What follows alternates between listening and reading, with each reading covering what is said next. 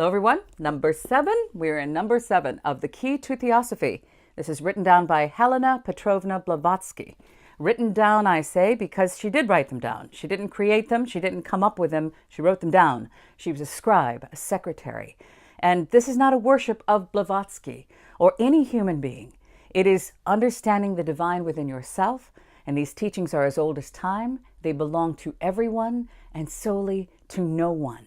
Okay, so who am I? Doesn't matter who I am. I'm a former broadcaster, and I use my voice to talk about something more important than Steven Tyler. I used to think there was nothing more important than Steven Tyler. But anyway, we're going to be moving on to a 7. I'm calling them Book Study 7. We only do a few pages at a time. We've moved into section 2, and we'll be talking about the final part of Theosophists and members of the Theosophical Society. And we'll be moving into the difference between Theosophy and occultism. So before we get started, I wanted to clarify that to live to benefit mankind is the first step. That is written in the voice of the silence. There it is. It's written in the voice of the silence, also written down by HPB. These are so powerful. These are important truths that we must understand. The reason we are studying and applying them is not so we can become famous or wealthy or powerful or personal gain. It is to benefit mankind, to the suffering on our planet, to ease the unnecessary suffering of all our fellow beings, not just humans, so all beings. So if you're here for that, good. If you're not, then this isn't going to work. It's not going to help you.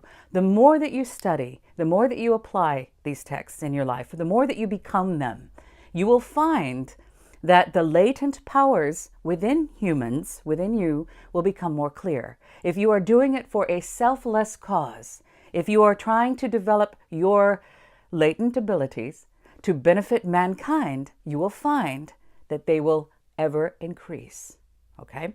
If they're used for personal gain or revenge or anything like that, you will find a backfire of such a cataclysmic proportion I cannot possibly or accurately explain. So, all right. I wanted to talk about, real quick, I was watching a video the other day online of a man that is very well respected in the religious world, and people were watching him speak. And I was watching them watch him, and they looked to him as if he could become their spiritual solution, that he could do it for them. They adored him in a way like a spiritual superhero. And he was speaking to them and giving them truths that they could use and apply and become. But because we are conditioned to look for a supernatural superhero to descend from the sky, we're lost. We seem to be a little bit lost. So I wanted to tell you, it can't be coming from anybody else. It's not going to come from the books. It's not going to come from me. It's not going to come from them. It's not going to come from a priest. It's not going to come from a pastor. It's going to come from you and how you apply these texts and these teachings to your daily life. Okay? But I was watching, I could see they were so enamored with him. They might have missed the message. It isn't him. He can't digest their food for them. He can't have their baby, but he can tell them how to do it. And that's pretty much the process. So let's get started, shall we? Okay. Shall we do this with our glasses? Let's do it. Here we go. All right. Is there a glare? There's a little glare. Okay. We're going to finish up a little bit of what we did last week, which was Theosophists and members of the Theosophical Society. Remember that the Key to Theosophy is written in question and answer form. And the questions are brilliant. This was written 130 years ago, though. So keep that in mind. Here we go. Are we still rolling? Yes, okay. Is the production of such healing adepts the aim of Theosophy? Theosophist answers. Its aims are several, but the most important of all those which are likely to lead to the relief of human suffering under every form, moral, as well as physical, and we believe the former to be far more important than the latter. Theosophy has to inculcate, which means to instill, ethics. It has to purify the soul. If it would relieve the physical body, whose ailments, save case of accidents, are all hereditary. It is not by studying occultism for selfish ends, for the gratification of one's personal ambition, pride, or vanity, that one can ever reach the true goal of helping suffering mankind. Remember, to live to benefit mankind is the first step. Okay. Nor is it by studying one single branch of the esoteric philosophy that man becomes an occultist, but by studying, if not mastering them all. There is no perfection. It's always a work in progress. That's me coming in. That's my words. Okay, going back to the text. Question. Is help then to reach this most important aim given only to those who study the esoteric sciences?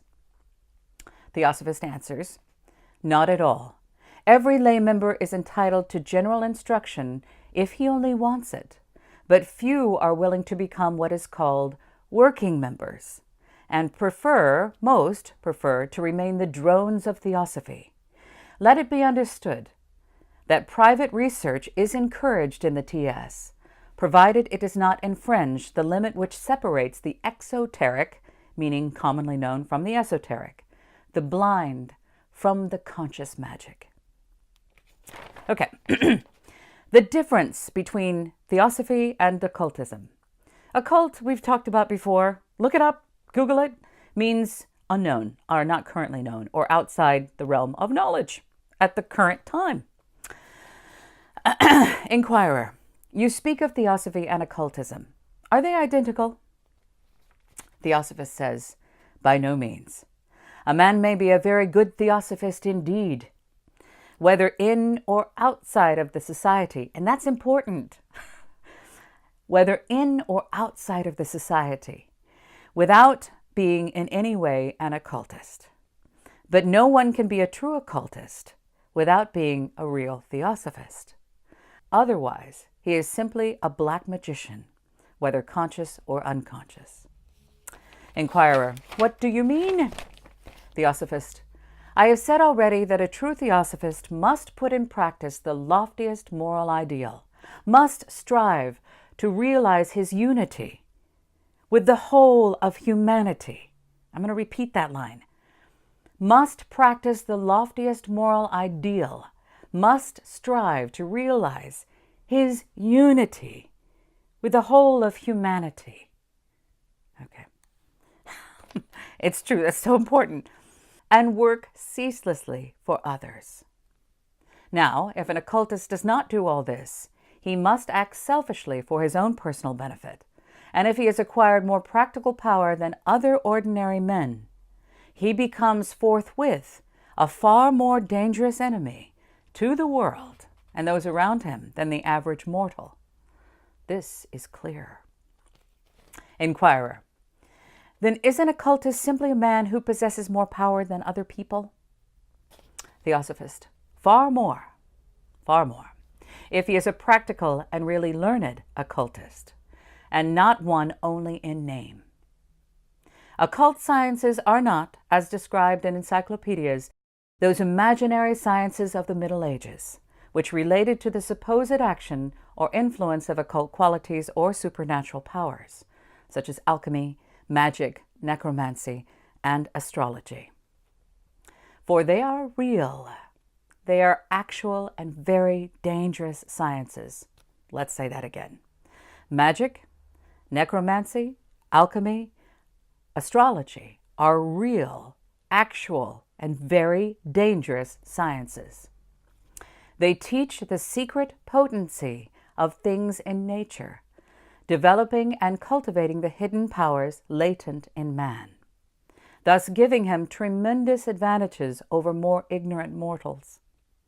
Hypnotism, now become so common and a subject of serious scientific inquiry, is a good instance in point.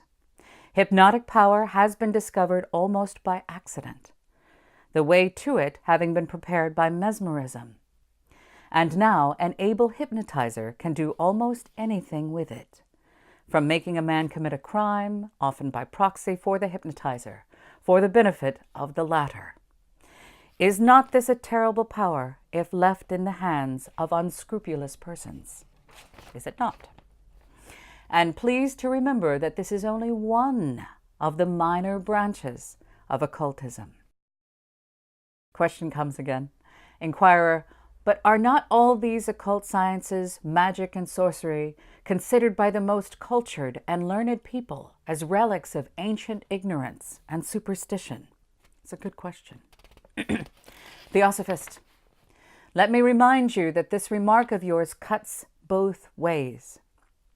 The most cultured and learned among you regard also Christianity and every other religion as a relic of ignorance and superstition. People begin to believe now, at any rate, in hypnotism, and some, even the most cultured, in theosophy and phenomena.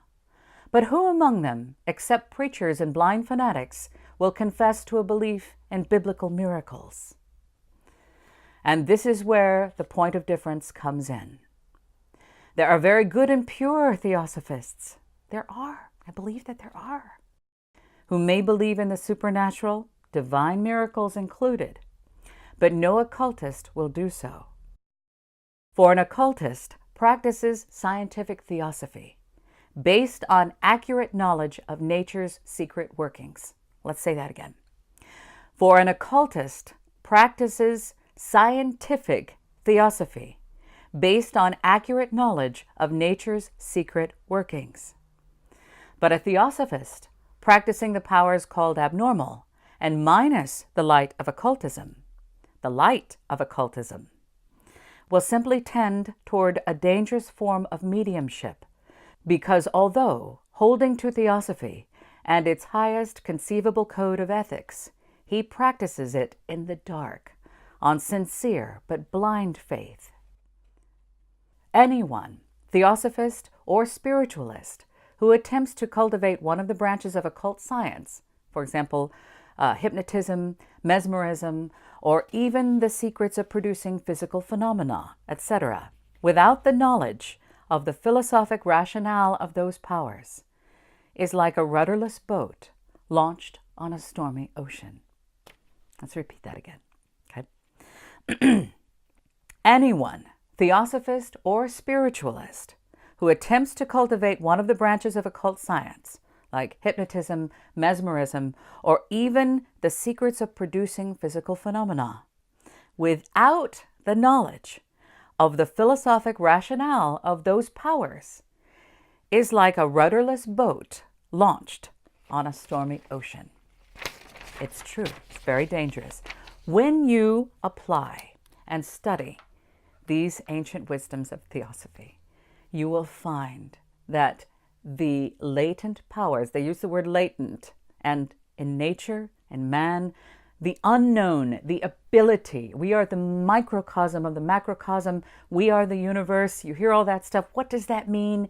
It becomes more clear as you apply the teachings of theosophy. And if you are here because you feel the suffering of your fellow men and you want to help, then apply these teachings, become them, and affect all of those around you. Okay? Thank you so much. There will be a little break in between these videos. We will be up with Section 8, Book Study 8 of the Key to Theosophy very soon. But in the meantime, I'll be uploading the glossaries from the Voice of the Silence. So those are very helpful. So those will be coming up on this channel. And I will see you very soon. And I love you very, very much.